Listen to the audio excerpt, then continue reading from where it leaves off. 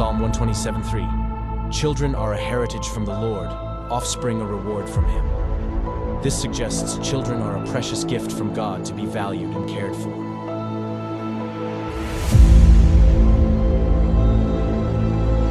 In the United States, a child a minute is taken into DHS, CPS, and so on custody.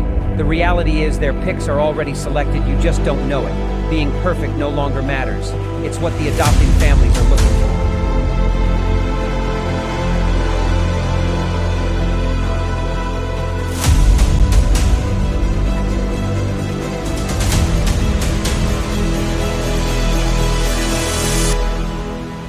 Who is it stealing the children, you ask? From caseworker to the White House, the buck stops at all levels, just not where it is supposed to be. The services your family needs, we the people have paid for to ensure your reunification. Title IV says, reunify at all costs. United, we stand means nothing to us when it comes to family values.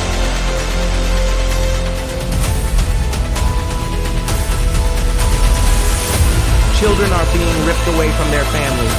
Parents are reverting to addictive behaviors to cover the pain. The trauma caused by child removal is just being recognized, and the results are atrocious. Termination of parental rights is not healthy for anyone, just profitable for the people enforcing the line.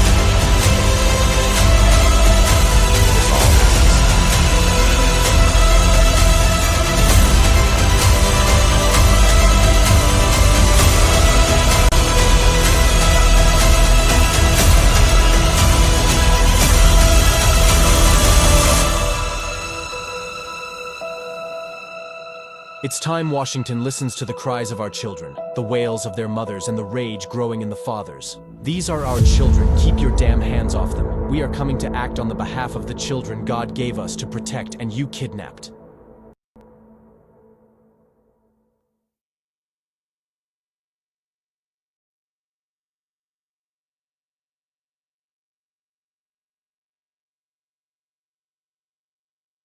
That's me in the very beginning. Now I am a baby and getting zoomed from my mom to my birthday. I don't remember a lot about my younger life, but I remember it was fun and I felt so safe. My mom and dad always happy. I guess my mom's sister was mad that my dad was so great, so she called the police and said he hit my mom. We were all reading and they came. I heard my dad yelling, "There's no way!" My mom was crying loudly. Some lady took us away. The court said my parents abused and neglected us. They only loved us. The caseworker lied. I never saw my parents again. I'm still hoping one day they come. I am a victim of CPS and so are my parents. We need to find justice in all of this madness for all of us that are being abused. It's not fair. Every kid I know has a mom and dad. I know they miss me. I bet they fight every day for me to come home. Don't get caught like us. Know your rights.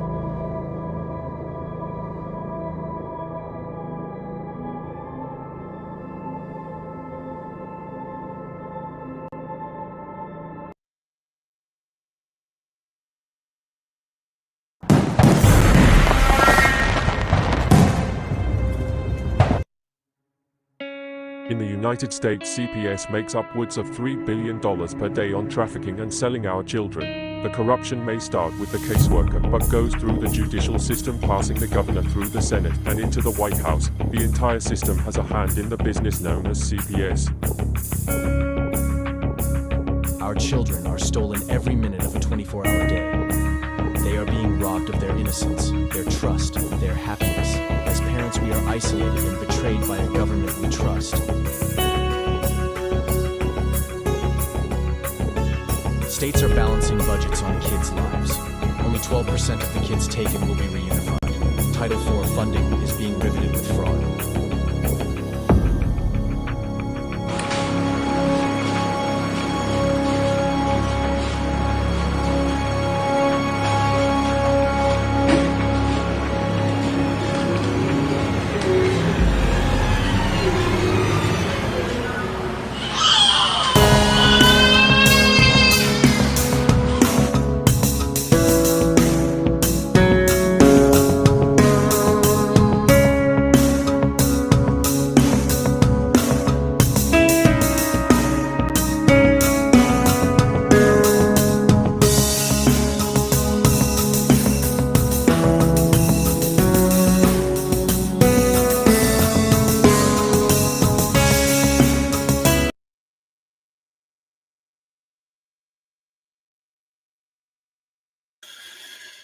All right. Welcome to Monday evening CPS victims hunting justice. I am the CPS Punisher. I hope that you all had a wonderful weekend and without CPS interference. I'm not even going to get into a whole bunch of things. My day has been crazy. I hope that everybody understands that. So we have a lot of work to get done tonight in a short amount of time.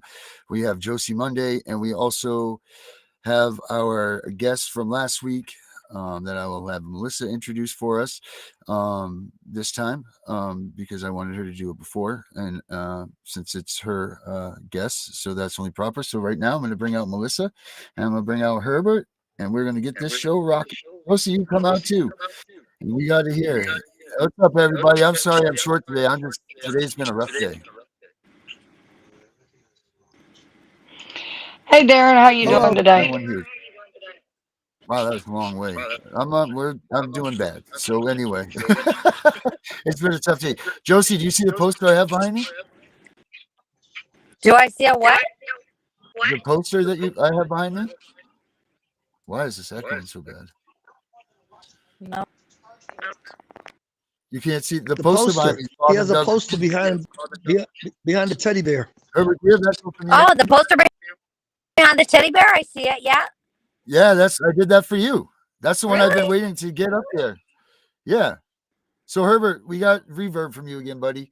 Yeah. So how was your week, everybody? How was your weekend? Good? Good. Hey, did everybody see the eclipse today? Yeah, the eclipse was crazy, right? It was weird outside, wasn't it? It was. Yeah, I got some pretty good pictures of it. Did you? You didn't look at it with your eye, did you, Melissa? Did you put the glasses on? I hope she didn't, Josie. I hope she didn't. I looked. Josie, you didn't look at it. I looked at it with the glasses with my eyes and see. Oh, you're not going to know that your eye's burnt right away. It takes some time, I guess, before you realize that there's burning eye syndrome. I don't know. I've never stared at it before, but I tried to fly my drone into it, but it didn't work either. It brightened it out, but I was kind of bummed out about that. And then my drone crashed. So there was another thing that went on with my day today. Today's been an awful day. But well, that's kind of the problem with a drone is, what goes up must come down. Right. What? Yes. Just like a Darren too. Hey, Melissa. So now, like I was asking you the other day, I would like you to introduce our guest from this evening. Josie, did you watch our show the other day with Brenda? I didn't have time. No. We had to cut short with Brenda's story, and so she definitely needs this whole show. Wait till you hear this. This is freaking crazy. Yeah. So Brenda is a happily married. Was happily married until the state screwed them over. She's originally from your neck of the woods, Darren, because they came from Maine, went to South Florida, and they have been getting handed their rear end 3 ways from Sunday. And you would think that after being out of the state of Florida for a while, Florida would kind of get over it. Florida still stalks them. Her husband is currently sitting incarcerated because Florida stalks them. So I'm going to go ahead and bring her in, and she can tell us about the horrors of Florida. The horrors of Florida. If there wasn't enough horrors in Florida. Yeah, that's why I was wondering why I was black and white. You guys didn't bring me in yet. I thought it was already part of it. It's like, okay. It was a pretty rough day. And I think Charles is trying to get in. I don't know. Did somebody send him a message? Yeah, no, he'll be here when he, I guess. Okay, all right. Anyways, in fact, when we were trying to get this all set up, Chris had just called me, and it just seems like, it doesn't really take a genius to figure out that, the Patriots are going to start, fighting against, what's going on with these judges and the crimes that these judges are committing. And they're wondering why people are jumping over the, jumping over and attacking judges, and you're seeing it more and more often now. And if you could just get to the reality, it's not exactly just that person. It's like, what are they going to do when this is all built up inside them? Like, eventually, that's what they're waiting for. Somebody just to explode.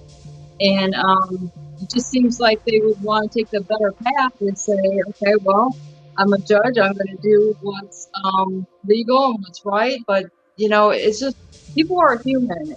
And it seems like a lot of people that are working for the Department of Families and CPS are the type of people that just evil is the only word I can think of. Is that why would they, you know, do this or why not? And of course, the money's in that too. But it just seems like if somebody was making something, it would be better to make it some other way, not hurting children. It just like it doesn't make sense to me. It's like I'm almost in a bizarre world at this point.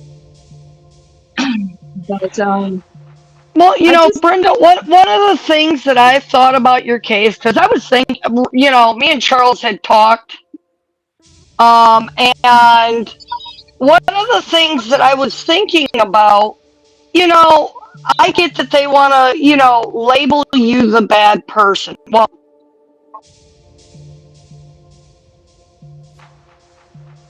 you still there? Did we lose her? Yes. So I don't even know where in Melissa's well, face is not. what about the stalking? You know, because they're stalking you. Yeah, yes, definitely. And it just to me, their actions that they have like throughout. Okay, so it was 8 years on April 4th that my kids were taken and stolen. And it just seems like almost like they get to the point where they know that I'm figuring out things, and that they know that I'm, you know, okay, well, that's why I try not to, you know, blow my cover, because I'm actually figuring all these things out. I've got all this, you know, I have all this evidence, and I'm going to the people. They kind of get the idea, oh, she's never going to find anybody to help her put this through or whatever. But I'm starting, like, everything's falling in place, and I think it only does that to me. I'm starting to learn if you give it to God, because I kind of lost my way at some point, and I'm not praying anymore. I mean, what, you know, it's just almost like it's what is to be expected, and how they win is for people to go into a depression and go into alcohol or whatever their vice is, and literally kill themselves with alcohol or whatever means like that, by not taking care of yourself. So I'm lucky to have, you know, I have a son that's close by, who's a doctor and is all about getting healthy and always checking on us and making sure everybody's okay.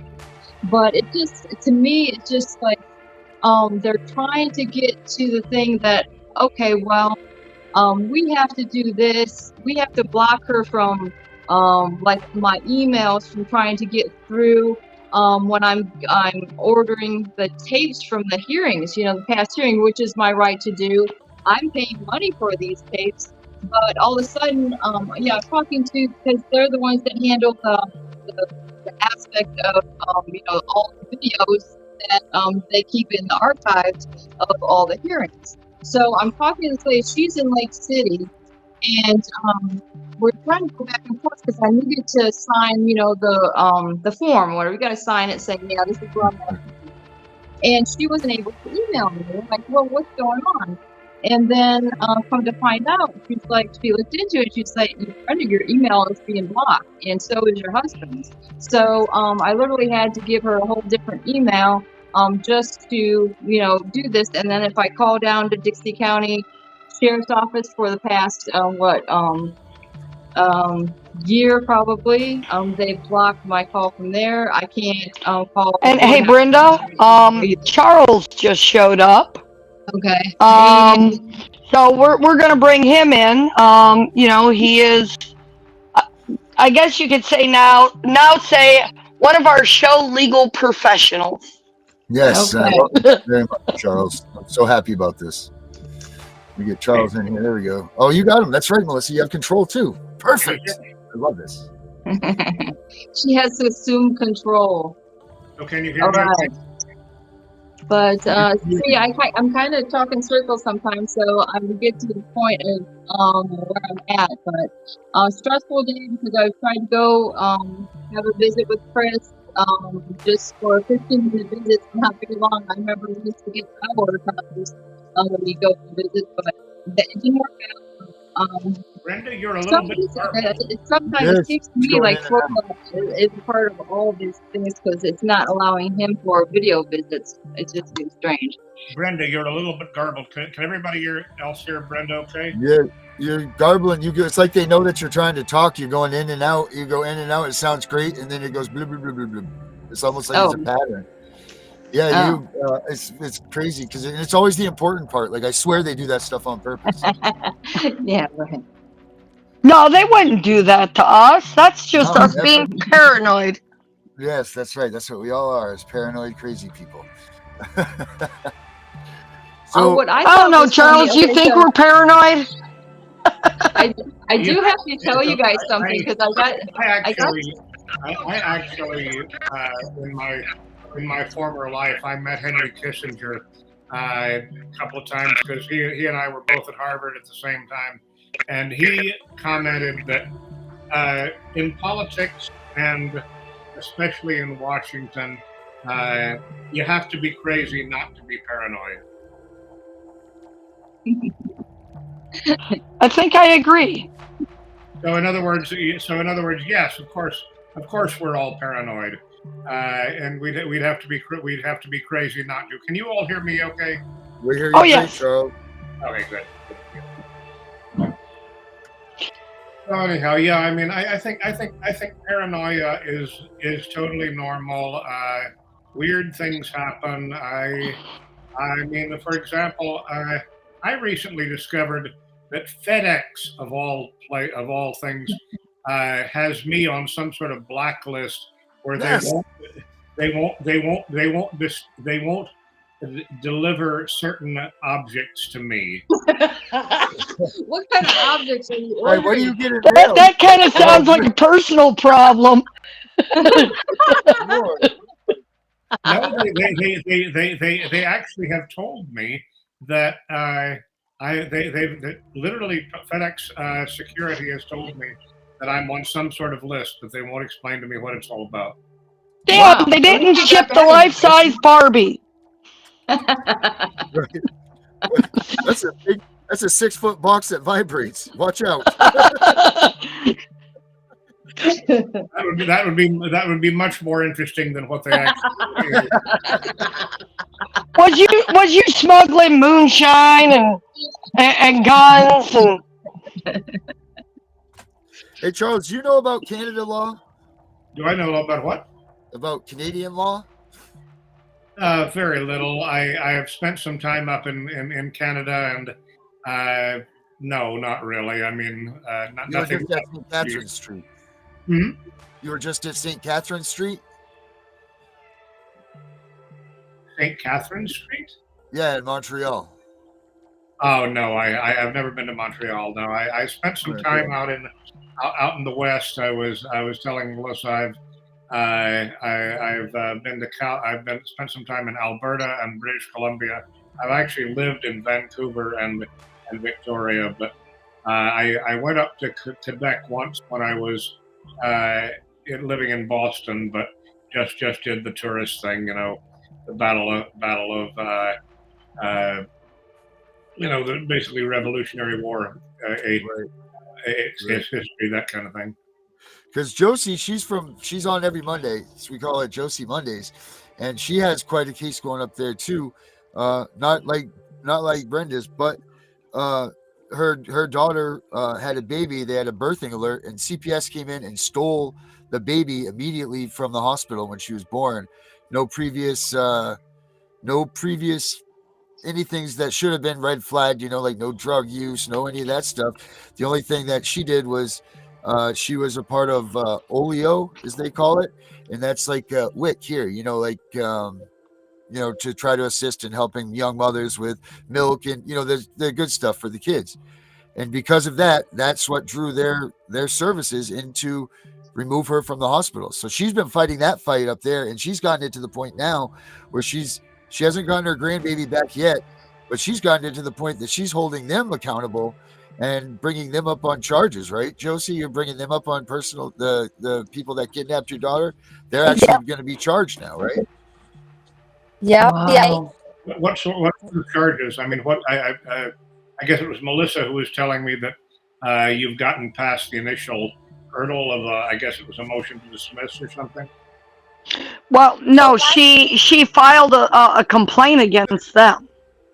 Yeah, I did a which is called, and so that was last week, and I actually go in front of a judge for an hour, and I presumably Wednesday he will get out mandates my hope. So I'm charging them under the criminal code 0, which is kidnapping, and then there's perjury and all the major one is kidnapping of a minor 16 under criminal code 280. Okay, now they said, I think again, Melissa told me that you've got a hearing scheduled Wednesday. Wow. Okay, and what's the purpose of this hearing?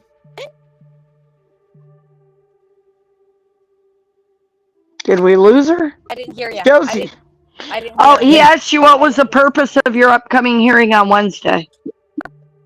Purpose is because last week when I was there, people that I'm charging like criminally, they weren't there, and they were a yes lawyer, and I told the judge, I said, sorry, this is a conflict of interest. Oh, okay, we'll do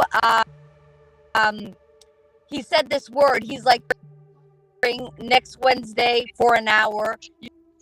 You can represent. You can show me your rights. So hopefully Wednesday I go in. I have all my. I said this is a private prosecution. It has never been done in Quebec. I do this, and I'm self-representing. I have no lawyer self. So yeah. So I'm having a little bit of trouble hearing you. Can everybody hear Josie okay? No, she's kind of breaking up a little. They're really getting us tonight because we did the Herbert had the backlash on, and then we cut him out, and now Josie and you having a delay. Like they're so what? I'm not gonna let them do that. What Josie just said is that Wednesday she's going. They're going to hear her evidence for to find out if she's able to represent herself, because they want her to retain an attorney to cross-examine. No, that's a different case. That's for this Wednesday is for the kidnapping. Me charging them. Okay, so Wednesday's your kidnapping charges. Yes. And then tomorrow I go. That's for my supposed death threats, and that's where to the judge. They want a law examine them.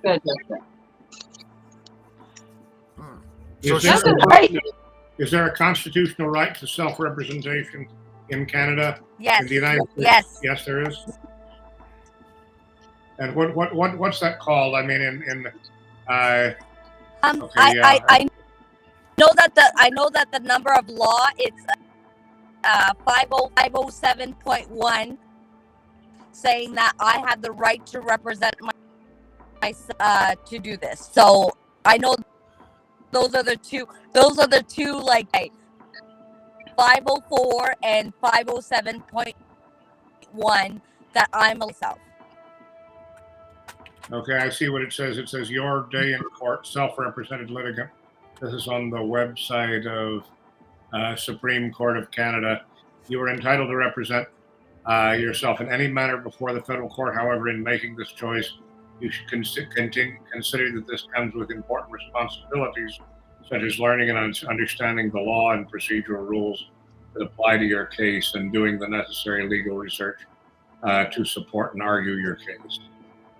Oh, just regular, normal kind of blather.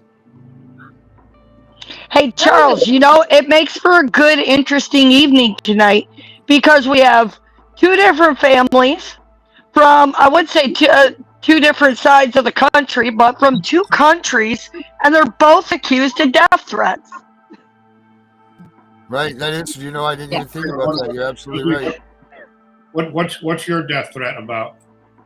Wait a second. They're talking about Chris. They're talking about Chris. Like they're Right, saying right. But we're saying Josie. Josie was accused of a death threat against a worker. Okay. So, and Chris is accused of a death threat towards a judge.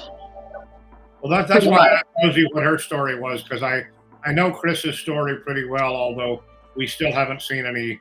I still haven't seen the actual charges against him, and I'm very anxious about that. I'm going to call Yancy tomorrow and see if we can't get that.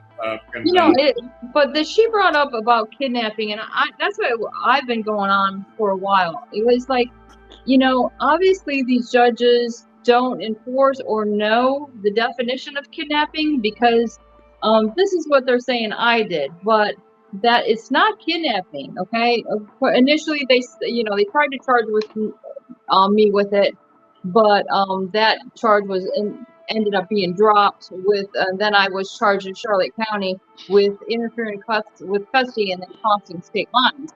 But I remember when the public defender when I was locked up in medical in Charlotte County, brought me a little piece of paper. It looked like what you get out of a fortune cookie, and it was something that he cut off the top of something from the prosecutor, and it said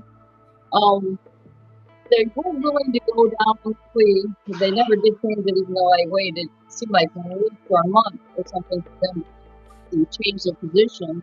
But it said, I remember what it said. It said what she did was definitely kidnapping. To me, it's not, because my daughter, she's like, okay, she had a bag pack, and she's like, Mom, I'm ready to go. She's wondering where I've been, you know, she's ready to get out of there. And she's like, I want to be with my family. So you're getting garbled again. Well, maybe I'm talking too loud. But the thing is that when I took my daughter, they didn't do the Amber Alert.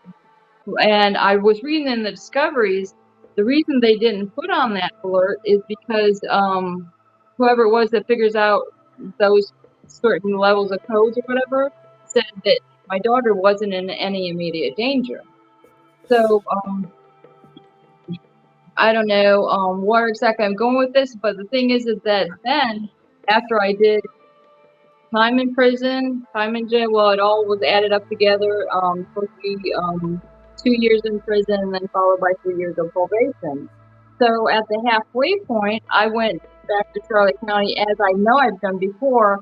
They say I'm at the halfway point. I want to file a motion to early termination of probation. And literally tried to do it 3 times with this Judge Mason. And even when I initiated the hearing, they never gave me the opportunity to talk. And in fact, this is why I got the tape of the. I'm like, well, I couldn't hear what was said. All I can hear when I came in is that they were accusing me of harassment, and I know exactly who it was. It's this Jason Katz again that has been a thorn in our sides. And yes, I think this man has a vendetta against us, but more likely he's got something to hide. Just like Dixie County wants to block my call, Florida Department of Law Enforcement. I don't know, Charles, if you had a chance to review that tape report, but they're saying that it was Florida Department of Law Enforcement that had emailed and sent this information to the officer in Eunice. Well, the officer in Eunice is just pretty much reading off what they got them. But to me, I've been looking a little bit deeper into it, because I looked at the officer in Eunice after it came to our house. Because it came, actually, it was a month before Chris got arrested. So I looked him up, and then I found that there was an officer here in Eunice just like within the past year or so that was a whistleblower. He was claiming all these different things were happening within the municipal department. My point is that I think Florida will come and they'll find the dirtiest cop to do their work for them, and that's just what I think. Because the second time he came, actually Chris looked out the window and he didn't see any vehicles, and he figured it was just one of the neighbors knocking on the door. And then I went to the door. I'm like, it is him, but they didn't bring any cars into the driveway till after, he had that initial contact with Chris. I don't know, but he also said that in court that he read Chris his rights, and Chris said no, his rights weren't read to him by him. I guess it was by somebody else, but I don't even know if that matters. But Well, to me, they actually have to read. If Herbert wasn't echoing, I'm going to try to bring him out here, but they actually have to read verbatim from the card. They can't just announce their Miranda rights. They actually have to read it from a card. Otherwise, they don't matter either. According to Herbert here, who's a But New York Darren, me and Charles have had this conversation about Miranda, and he was saying that the courts have kind of changed that up. The Supreme Court has all but abolished Miranda, I would say. I mean, nobody ever gets out of an arrest because of failure to Mirandize anymore. Right. It just doesn't happen. I mean, it's still officially on the books, but forget it. Everything Right. you see, you can't count on what you see on television. Right. There's something else I gotta tell you guys. Okay, so I went through this whole thing where I was getting like, I'm encouraged, I'm getting things done, I'm giving it to God, I'm going out. I did like a whole little TikTok thing is my traveling to, I got my fine. I'm, don't want to lose focus because the real focus is wanting to get my kids back. Of course, my husband as well. But and then I took this post, which was, declaring, okay, I'm giving it to God, and everything. And then I tried to put it on Facebook. And didn't even think about it too much because I haven't been getting much sleep and such. But then I noticed when I went to Facebook, it says the content was removed. Like 3 items were removed. I'm trying to figure out what I posted or whatever. And they said the reason it was removed was because of nudity and sexuality or something. I'm like, what? It didn't even have anything to do with this.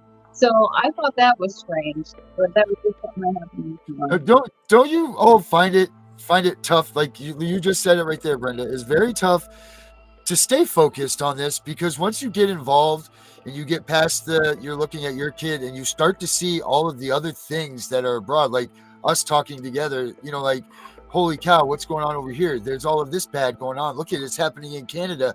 And it's almost like it seems like your situation, it's hard to stay focused on it because there's so much other interaction. Like this thing is bigger than just each individual kid, and you don't realize that when you get into this system. You just think that, like for me, I thought I was like the only one. I was waiting for Mr. Justice. Yes, that's exactly what we thought. And what you get now I'm producing TV shows and, and I'm trying to take on the world, meanwhile, I'm still fighting for my daughter as well.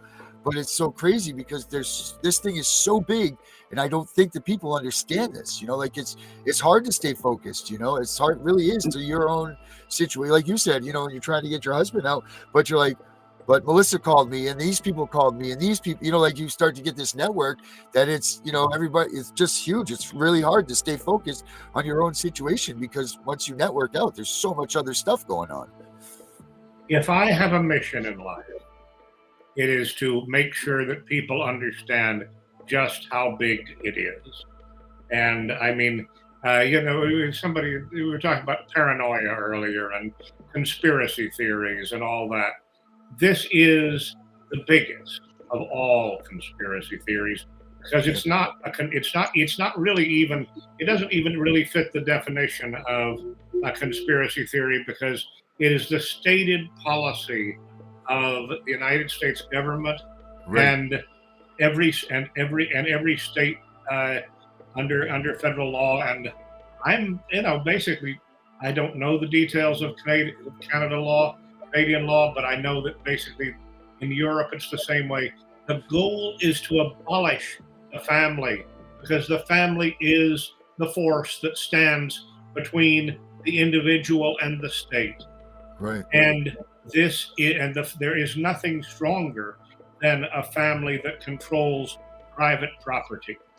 And basically, this all goes back to the Communist Manifesto of 1848, and the desire of certain groups, basically focused on international banking, to control the world. There will be a couple of families left, and we will not be among them. There will be a couple of very, very powerful families involved in the international banking system left, and everybody else will be atoms, individuals who depend for the system on everything they want. And this is just again. I was talking to Melissa the other night about Title 42 USC. I'm not making this up. Title 42 USC 666. That is the core of the federal regulations of family, and in particular child support. And the goal is basically to standardize and federalize everything within the Social Security system. We are all regulated in relation to our families by the Social Security system, and it's all for our good that we have no real rights to our children, and so everything we do that interferes with the state and federal policy is kidnapping, Brenda. Everything that you do to assert your natural rights as a mother is a step towards kidnapping. Right. And so I mean, so when you're saying it's big, yes, it's big, and it. I mean, I was watching a Barry Goldwater in the 1964 Republican convention in San Francisco, and he was saying, we've got a choice about what kind of, you've got it, 42 USC 666. This is the heart of it all. It's not the beginning of the relevant code. It's not the end. It's right in the middle. And, I was saying Barry Goldwater was saying, we have to decide what kind of world we want to live in. He understood that. It was right after the Kennedy assassination. It was right as the Vietnam War was ramping up. It was right as modern feminism and the civil rights movement were coming in, and all of these things are about control. Even civil rights, even the definition of how people relate to each other outside the family. Everything is controlled by the government now. Right. And I'm glad to see Herbert. He's I don't know who he is, but he's a black man. And would you agree, Herbert, that basically the civil rights movement was a fraud? Yeah. And isn't that amazing? It's supposedly the most important thing that ever happened in race relations, and yet it was a fraud. Just like saying that the 42 USC 666 is for children's protection, that is a fraud. Everything that the government does that says that providing you with security and safety is all about making you a serf. Right. That's what Charles, Charles, I got blinked out before. I don't know what happened, but when you were talking about Miranda, here's my question to you. I don't deal with Hollywood. I deal for real. Are you saying that a person does not have to be informed of their rights? I'm saying that what I'm saying is that nobody that I know, no case that I know of in the past 10 or 12 years has resulted in the nullification of an arrest for failure.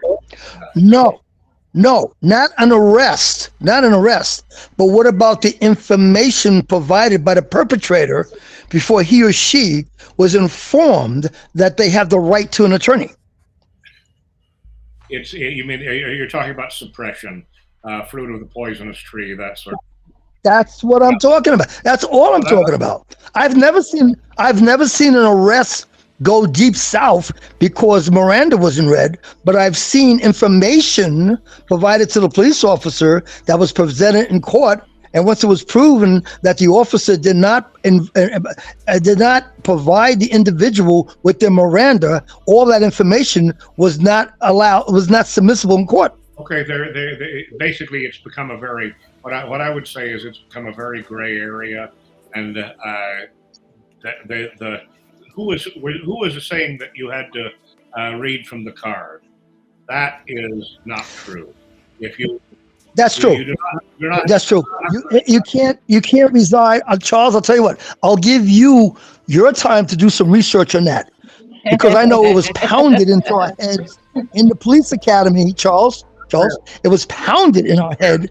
Even if I had my hat, and there was nothing in my hat, and I read from my hat because I memorized the Miranda. I read something. I can't memorize it and give it to the individual. It says you must read the Miranda. All right, but where were you a police? Where were you a police? New York State. Huh? New York State. New York State is probably one of the stricter jurisdictions, but in Texas, in Louisiana, in Alabama, Florida, Georgia, it's not the same. It's just not the same. New York State has a whole different culture. Okay, I'll go along with that because it's not federal, so everything is based on state. I will accept that. I ain't trying to fool anybody. I'm just saying don't count on suppression of Miranda based on Miranda. What I would say to everybody is just learn. Shut your mouth. Yes, tell your friends, tell your kids, tell your cousins. If a policeman wants to talk to you, tell him to have a very nice day. I always say call my attorney. Well, yeah, I would say call your attorney. You want to speak to me? Speak to my attorney. But I mean, cops can come up to you on the street and act like they're asking for directions or something. And I would say have a very nice day. I have no idea. Yeah, but asking for directions, it's not affecting you. You could give direction. Which way are you going? Fifth Avenue? Make a right turn. Go to Fifth Avenue. What I'm saying is that the truth of the Miranda. The truth of the Miranda warning is this phrase: anything you say can and will be used against you. Okay, so because police officers, I'm going to put this to bed right now. This comes from Nolo right here. Okay. So what it says is this: it says pretty much doesn't matter whether an interrogation occurs in jail, at the scene of a crime, on a busy downtown street, or in the middle of an open field. If a person in custody, the police must read the Miranda rights if they want to ask questions and use the answers as evidence. However, it says, do officers need to read Miranda rights word for word? It says no. Officers need not convey the Miranda warnings verbatim or use any magic words. Rather, if they communicate the essence of Miranda requirements, the defendant's statements will probably be admissible in subsequent legal proceedings. And basically, that's very vague language. If you look at it, that's the essence. I think the essence of Miranda is what I just said. Anything you say can and will be used against you. So don't talk. Right. Invoke your right to remain silent.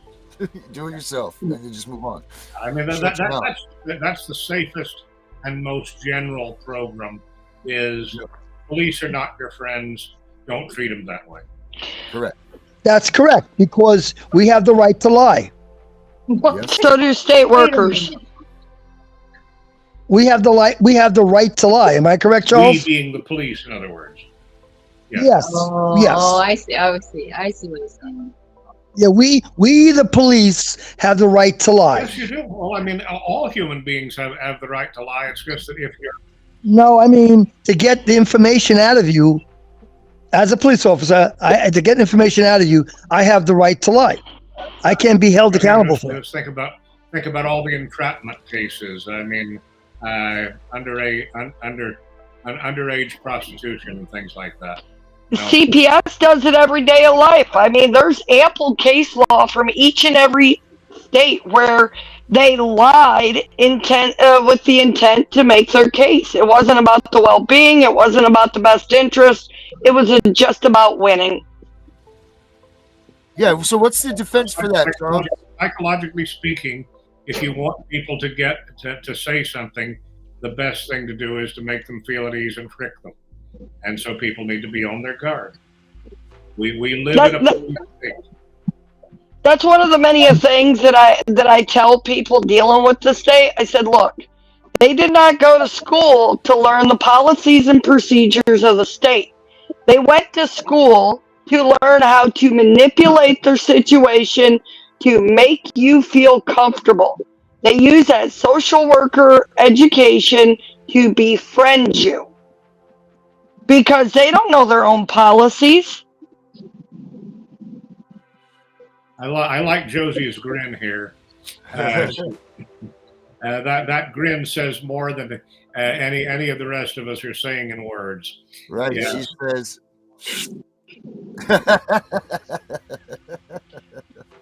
Is that right, Josie? He knows that anything she says can and will be used against her. That's right. She's Right. going to go for a death threat tomorrow. And then after I say to her, anything you say can and will be used against you. Now let me ask you a question. Did you not do bing? And she doesn't know to shut the hell up, and she starts giving me answers. Yeah, that's it. But CPS agents, they'll do the same thing. What right do they have? Because we've seen court cases where the judge sits there and says, look, you know, we saw that Ninth Circuit thing that I played that time where the judge is like, where did you come from, attorney, to sit here and say that your caseworker has the right to lie on their oath and try to, you know, and the good for the, you know, for the well-being of a child? Like, what do you do as an attorney, Charles? Like, what is your defense? Like, how are we going to put a stop to this lying and this changing of, you know, this, you know, like they alter things all the time, they perjure themselves? Like, what is the best defense? What are we planning on doing about this? I know it's a loaded question and a big one. A loaded question that's a little bit too broad to have any kind of snappy or simple answer. The case I think you're referring to in the Ninth Circuit, or the cases in the Ninth Circuit, have to do with systematic fraud on the court. Okay. And not rather than trapping a single witness into saying something, and basically where they went into court and they basically made up elaborate stories, which we all know them to do. They testified to elaborate stories. Right. This is the essence of what is meant by extrinsic fraud on the court. Extrinsic fraud on the court is when you've got something that looks reliable. Like a CPS worker, a CPS worker, a social service worker for child welfare, testifying to certain facts. And so, on the surface of everything you've got in front of a court, it looks like it's real.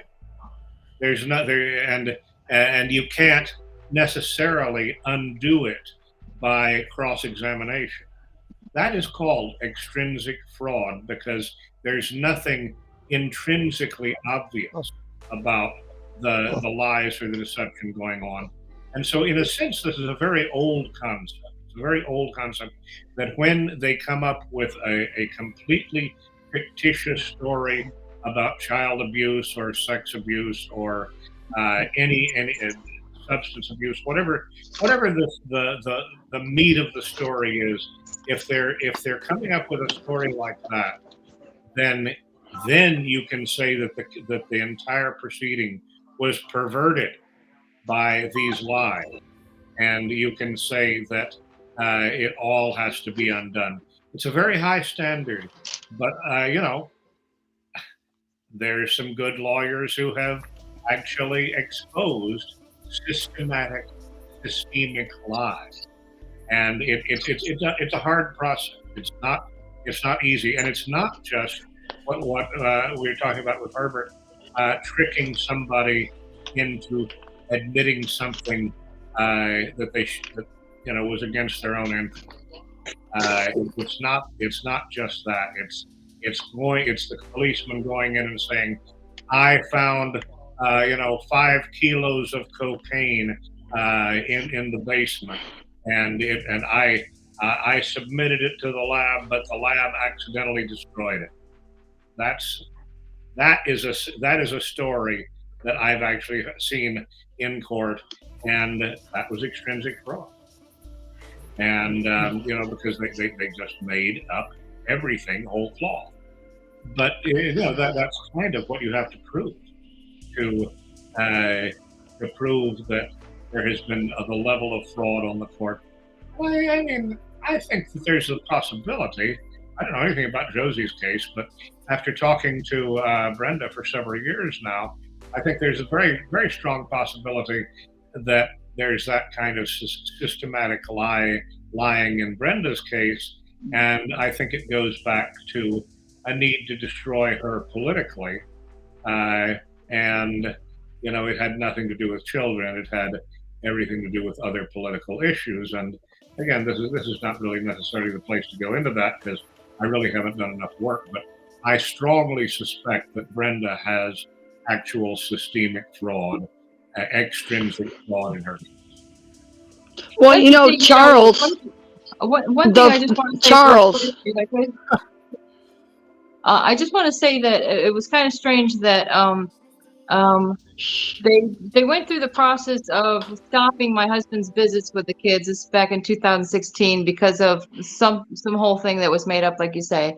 But in any case, he talked with a CPS supervisor and said, why can't I see my kids? What's happening? And he's like, because of your continued anti-government behavior. So that, to me, is pretty much saying, okay, well, this false bulletin I have that came out of Dixie County, that they got all this information from the Maine State Police because they somehow shared this information that's completely false, thinking his YouTube films are real in some capacity. But yeah, it's just like, oh, well, because of your continued anti-government behavior, like what in the world, is this even about? Because the thing is that when I ended up taking Sage in 2019, all of a sudden, the questions are coming up to this CPS worker because we're gone missing, and he's pretty much the media ends up relaying that the children initially were taken in 2016 because of our philosophical beliefs, because of the conditions of the home and our philosophical beliefs. I don't have any paperwork saying that, but that's kind of weird how that was relayed to media. And they also will relay whatever CPS comes up with their first initial reasoning behind why they took the kids, or what they think. They seem to know or think they know what we believe, except nobody ever asks us what our beliefs were. But they continue to say, oh, they believe this, and they believe that. But Brenda, you just said something that because they're trying to say the same thing. They're trying to say that I'm anti-government. Military. I was in the military. Like, I'm not anti-government. Yes. They tried to. And so was my husband. My husband's a veteran. He was a law enforcement specialist in the Air Force, and so he knows the law. And he was a private investigator for some years. The thing is that we started noticing this happening in 2012. He was in Maine, and he had run for legislator twice. And we really started seeing how the evilness of that whole political upheaval was actually coming from the Democrats, as far as we can see. But it was yeah, we're getting pulled over for something, you know. It's just very, very weird. I live it every day in this state of Maine. Every day. They stopped my visits because of my podcast, because I was talking out against CPS. The attorney general, every one of them were there. The second I came out with my podcast, they just bang, they shut my visits down. They said it was because I was, I didn't agree with them. The same thing, like the same jive that they're telling you guys. So I don't know if that's a state of Maine thing or what, but that's exactly. No, it is kind of a state of Maine thing because that family that I'm helping up there in Maine, the one that's getting her grandkid on the 12th, she was getting stopped and harassed by the state of Maine, and they actually tried to say that she was anti-government. They even tried to call her a drug dealer, even though she's never had drugs in her life. And they tried to use these discussions to stop her from getting her child. And the judge forbid those arguments. The judge, she suppressed those arguments so that they cannot be used in court because they were all fabricated bullshit. I mean, let's go back again into some history. I know I have this annoying habit of asking rhetorical questions, but who wants to say what the oldest government welfare program is that still exists? The oldest government welfare program. Yes, Social Security? Huh? No. Oh, no, much older than that. No, going back to the early 19th century. When I started welfare. No, I'm calling it a welfare program. It was not actually called welfare at the time. A welfare program. I'm talking about. I mean, everybody's saying what they know about your attitude towards the government or what you believe. The original government government welfare program that very few people think of as welfare, but it absolutely is public school education. Oh, yeah. And why did they institute public school education?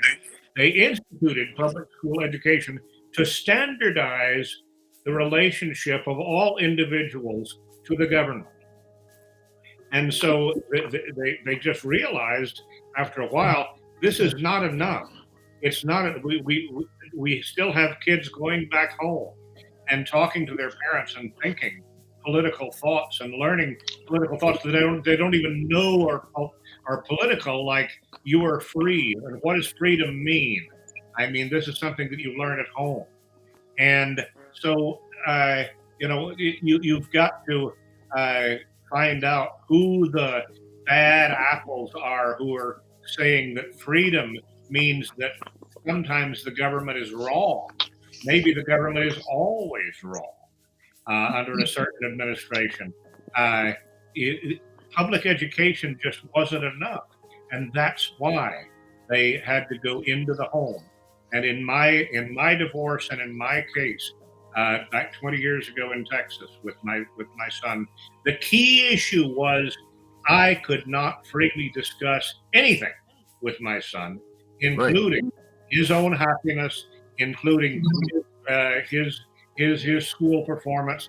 Okay, what's left of being a parent if you can't have free discussions about these things with your son? You're not a parent anymore.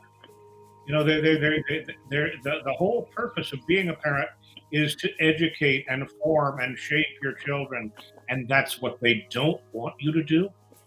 Right. They want to spend. You know what? In the beginning, I almost was thinking that we were targeted because we homeschooled. Like all of a sudden, okay, well, we are probably the most successful parents in the country. Homeschooling 3 doctors that graduated top of their class. Why were they looking at my kid more like it's almost like, oh, are they part of some type of an experiment? You know, you start thinking about these things. It's like, and then what the thing is that before my kids were taken, and that you guys brought this up. I was going back and forth with the school, the superintendent of the schools or whatever, in regards to that testing that they take every year. What is it? Iowa Basic. I can't even remember what they call Well, it. the scholastic aptitude or something like Yeah, that. Or yeah. whatever. So they said, well, you either have to get a somebody that's registered to give out these tests, or have your kid come down there and take it. And I said, well, I'm going to go with our program. We homeschool doctors, and that's what my program is, you know. And so I didn't intend on having my kids tested through it, and that's when, after that, not too long after, is when the kids were taken. So just something to think about, I guess. Yeah, it's they don't like that. They don't like homeschooling at all. They hate that homeschooling because you're not giving your kid the And then education. they also kept saying that we weren't registered with an accredited, homeschooling program or something. We weren't accredited, and I had they also were saying that I wasn't signed up with, how, which we've lived in a lot of different places. I know you have to go into this the school, what do they call it, Department of Education. You go in there, you say, okay, I'm homeschooling. They might give you a whole list of things they want, maybe per 6 months or something, to see how your kid's doing. That's great.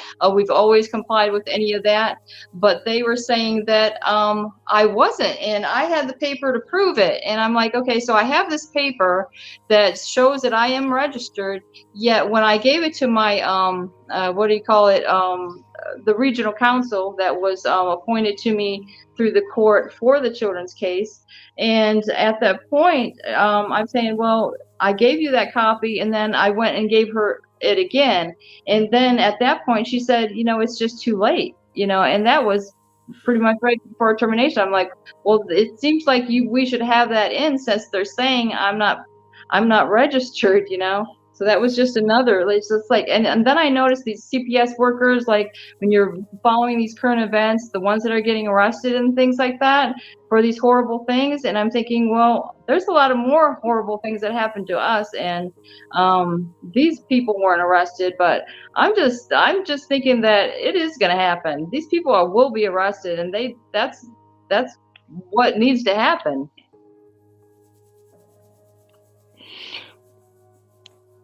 Well, I think I've noticed that over the last, does it seem like since COVID that all these CPS involvement has almost doubled?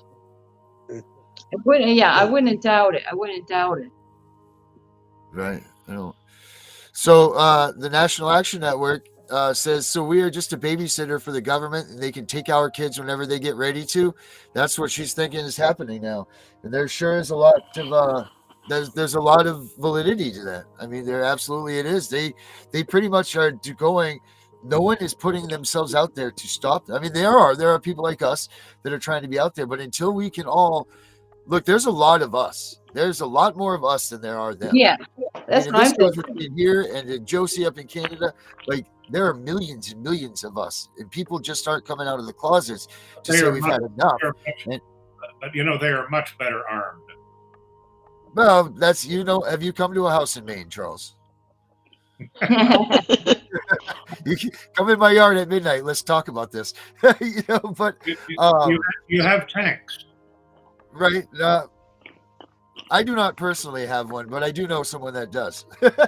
Yeah, they do. But our government's not supposed to fight here. The real military isn't supposed to fight here, right? So the National Guard is all we got. And that's supposed to be our peers. So really, if it came down to that, and all these guys, our soldiers are losing their kids right now when they're going away. So I don't think these guys would really stand up for them. No soldier ever fought and died so that CPS could come into our house and take our kids. That's a fact.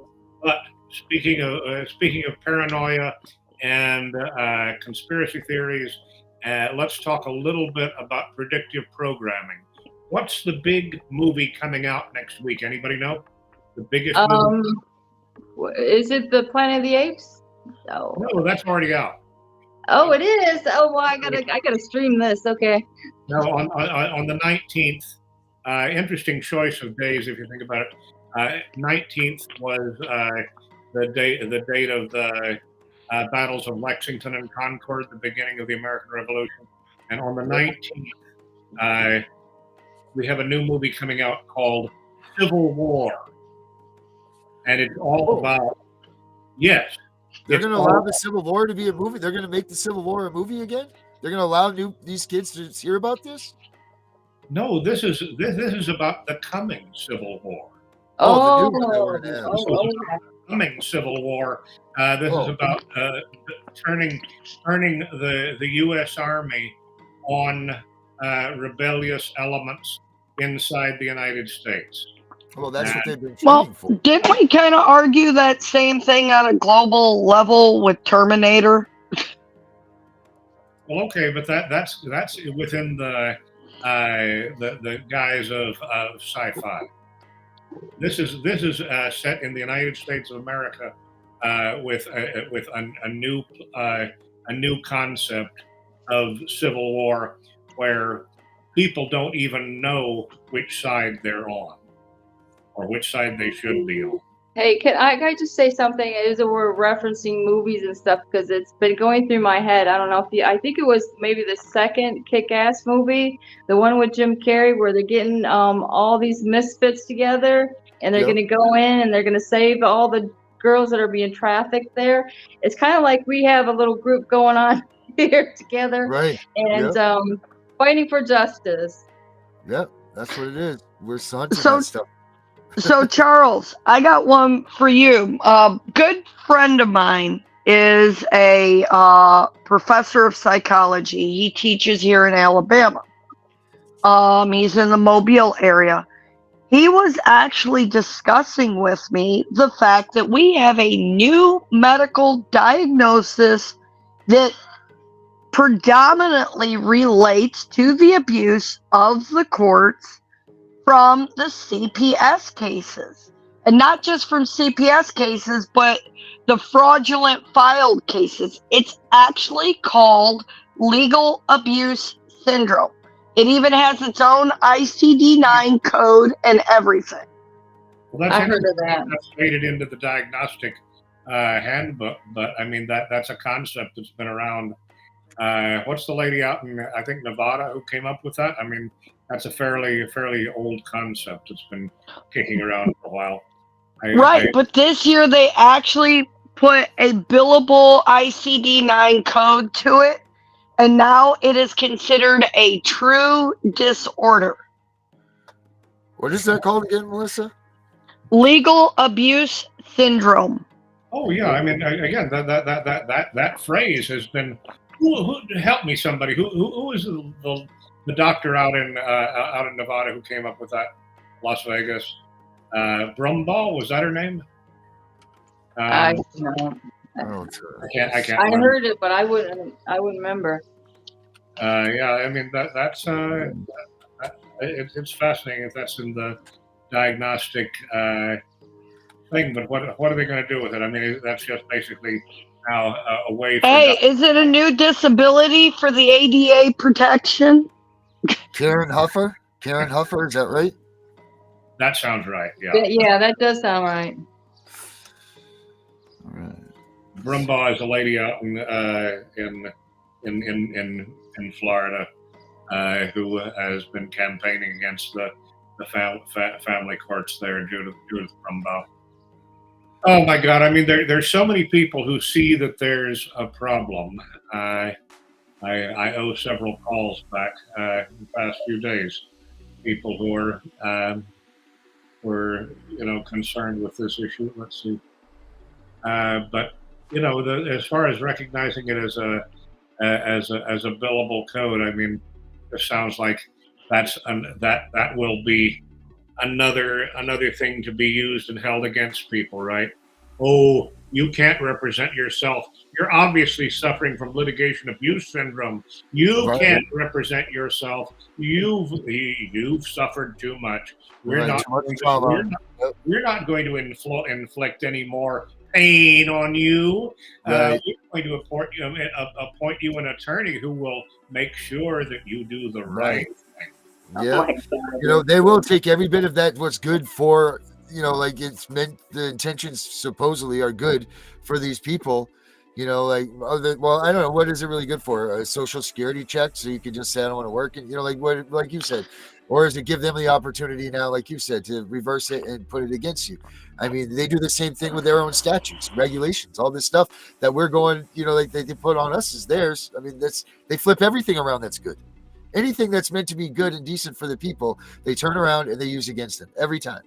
I mean, look, everything, Social Security Act, all this stuff is, sounds great, but guess what? Screw you, we got you. And that's what they do.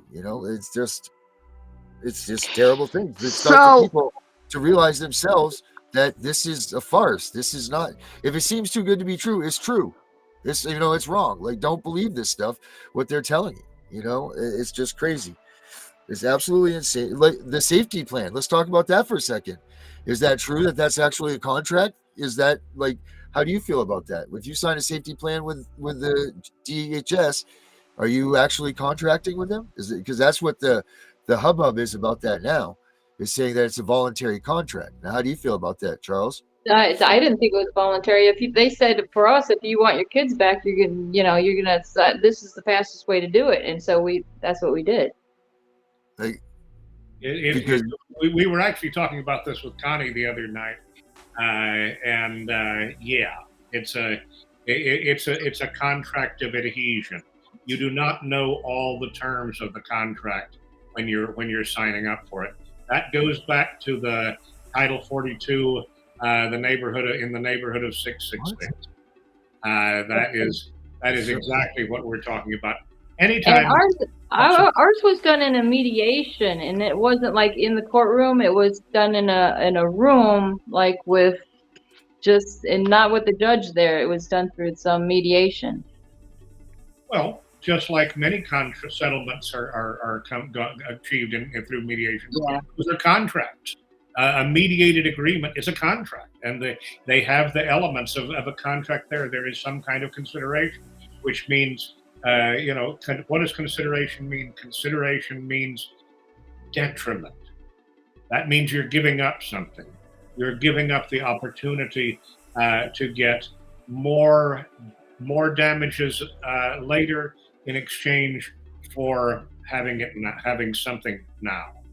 So whenever you go into a contract, you're giving up something. But the big problem with anything that the government gives you that talks about safety and security, watch out for those words. Those are the words that tell you, as Ronald Reagan used to say, the scariest phrase in the English language is, "We're from the government and we're here to help." Here to help, yeah. That's why initially when our case first started, I think it was, the kids were taken on April 4th, and this was like an April 15th court date. And the first thing that they brought out was this security measure against my husband that said anytime that he walked into the courthouse, it didn't matter if he was going to get that building, if you're going to go get your license or whatever, he would have to be escorted by one of the deputies. And this is at the same time he was running against the sheriff over there in Dixie County.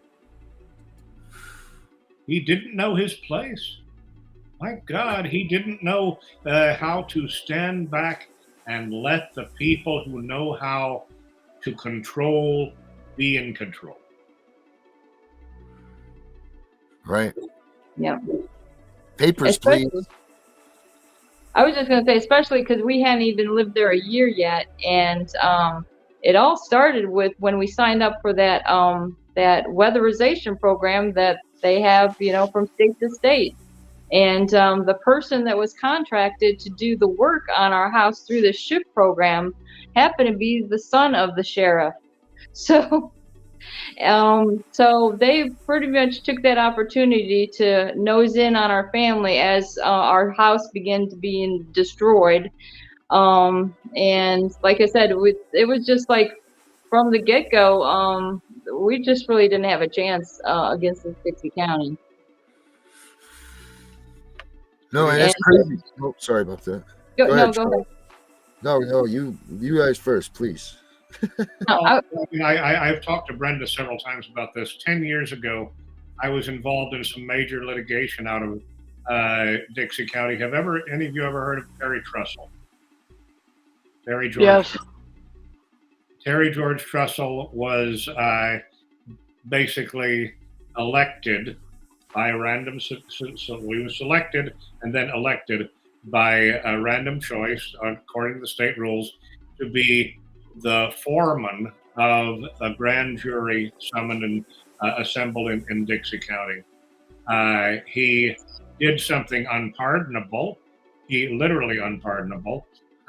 He looked into the history of grand juries and found out what the real power of a grand jury was, and he started asserting that power and basically encouraging the grand jury he was foreman of to do more than the local DA wanted them to do, because the DA basically thought, oh well, you know, we have a list of crimes and we have a list of people we're going to prosecute, and basically we're going to hand it to you, and you're going to rubber stamp them. And he found out that's not the limit of what a grand jury can do. A grand jury can conduct investigations on its own. Under, 800 years of Magna Carta, basically, and the members of a grand jury can bring indictments against anyone they believe has committed a crime without any help from the district attorney, and then it becomes the district attorney's responsibility to prosecute the people that the grand jury has indicted. And of course, he went way beyond what a polite person would do. He started indicting people in the Florida government. Oh, you're old, dude. He was arrested and prosecuted for perversion of, for abuse of power, basically, and for perverting the grand jury system by enforcing the common law, by using the common law. Terry Trussell was an elderly man. He was probably about 76 or 77 when he was arrested. He died in jail a few years ago. And that's the thing. One of the arrests, because I was getting that local newspaper, and it was like American Patriot News, and we were getting it. So we kind of like didn't even notice it until after what happened to us. But one of the articles said that he was actually went in front of the court, went in front of the judge, and even though all these witnesses seen that he was there and present, they arrested him for contempt of court. That he didn't show up for the hearing, which he was actually right there. That's correct. Yes, I remember that. And again, I'm a disbarred attorney, and in that Terry Trussell case, I ran into the reason I'm disbarred. I had all these stratagems that I wanted to try to use to defend Terry Trussell.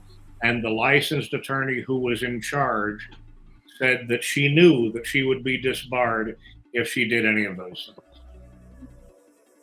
And so, I mean, we've got this problem of controlling thought at every level, controlling the thought of what Brenda's children should hear about the government at home.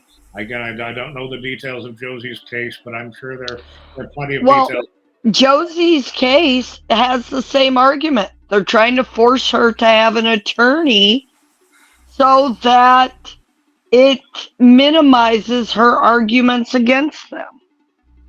Yep, because there are some things that a licensed attorney knows that they will be dead in the water if they do.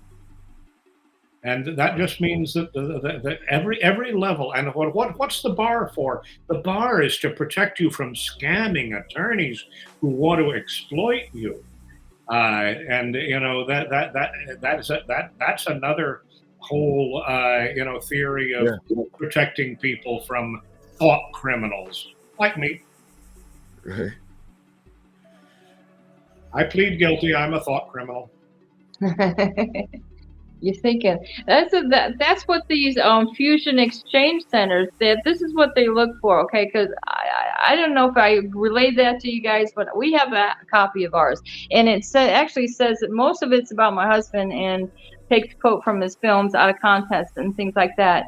But for me, I'm known to call the White House and spew hatred about the government, is what it says. And well, anyway, I don't know where I was going with that, but for some reason I just want to say that. Must be getting late on the show. That's right. Well, that's it for another conversation. I know we're getting late here, guys, by the way, but that is for another conversation, because at what point is our right to free speech need to be invoked so that these things aren't happening against us? But let's keep that for maybe a tomorrow conversation or something like that, because that would go on for hours, I'm sure, because I'm sure every one of us have said something that we've been held against us, or we've been penalized for opening our mouths about something or whatever. But we got to wrap this up, ladies. Anybody got anything? Josie, you got any last words for tonight? Just pray for you all. I'm ready for tomorrow. I'm ready for Wednesday. Just positive vibes. That's all I need. All right, we'll get those to you. Brenda, how about you? You got any last words? No. I was just gonna just. I really appreciate you what say you guys whatever are you doing. want, Brenda. You go right I'd be ahead. on your show every day. I really enjoy this. Yeah, and I think we got a good thing going here. No, maybe I that's appreciate it. Thank you. Charles, how about you? You got anything last? You got some last words? Be very suspicious of everyone from the government. That's the bottom line. And when they tell you what the law is, ask them to articulate it. Never take their word that something is illegal. Demand that they explain something to you and give you a code citation, give you the language, and explain, and just get in the habit of challenging people to say why their version of the law is right and why it should infringe on what you believe you have the right to do. Engage in dialogue, because ultimately law is just a conversation, very much like what we're having right now. This is, folks, the practice of law. We are discussing the law, what the law is, what the law ought to be, and how it should be applied in our case. That is the practice of law. That's awesome. How about you, Melissa? What do you got?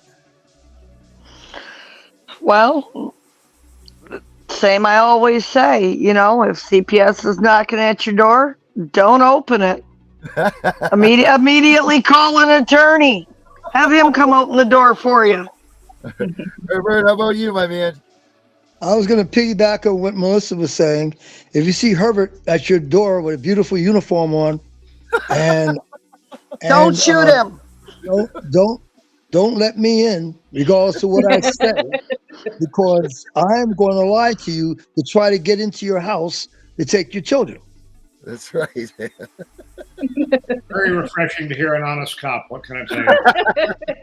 All right, well, guys, he is retired, okay? So he gets to be honest now. He's past the stage of lying. I will have one last thought on that, because I was thinking about saying this, is that it's not that all cops are bad or anything like that. And I think the problem is that you might say that they're wearing the uniform of a cop, but they're really just a bad guy. So they're like wearing a costume there. Right. And on That's true. And the thing is, a lot of people get rattled because of the uniform. Now, see, I'd rather see him come with quick release buttons. Good night, guys. All right, Melissa, you and your quick release buttons. Wow, that was good. Well, so as you heard tonight, people, it's all CPS comes in all shapes and sizes. Don't forget to give Josie a good prayer for tonight, kid vibes for tomorrow, because she's going to need that. These people are going to try to tell her that she's committing some sort of murder, going to kill someone thing. I can't imagine Josie doing that.